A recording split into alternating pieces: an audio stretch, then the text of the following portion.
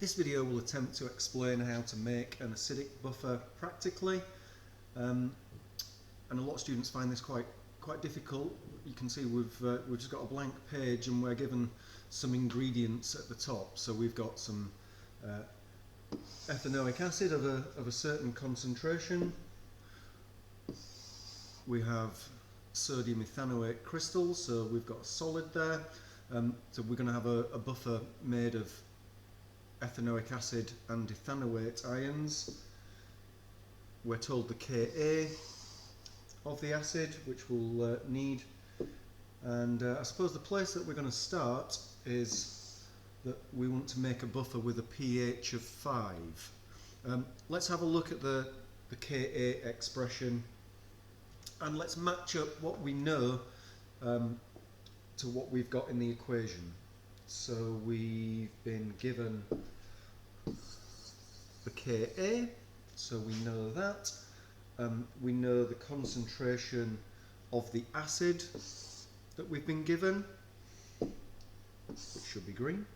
Now we could change that, we could dilute it down, but we'll just leave it as 0.5 moles per decimeter cubed.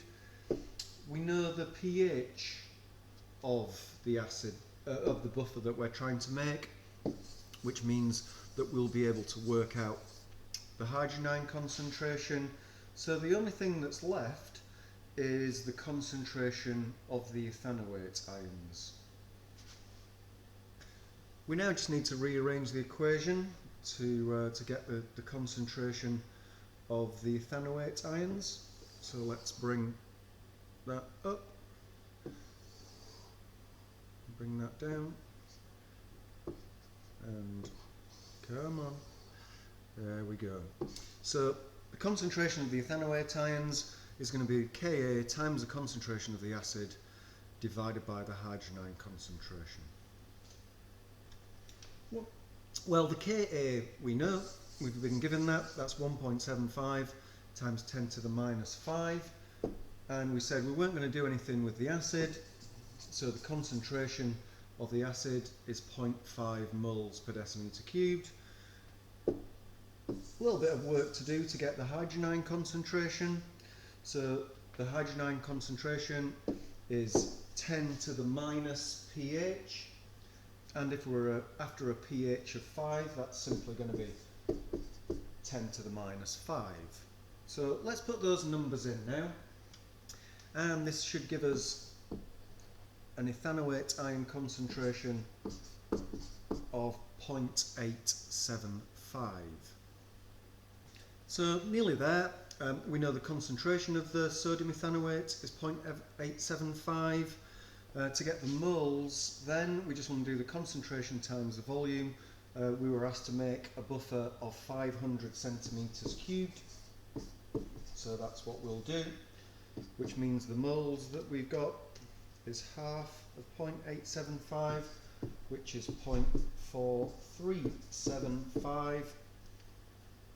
And to finish off with, to get the mass of the sodium ethanoate, we just want to times the moles by the MR of sodium ethanoate being 82, which gives us a mass of 32.875, so let's say 35.9 grams.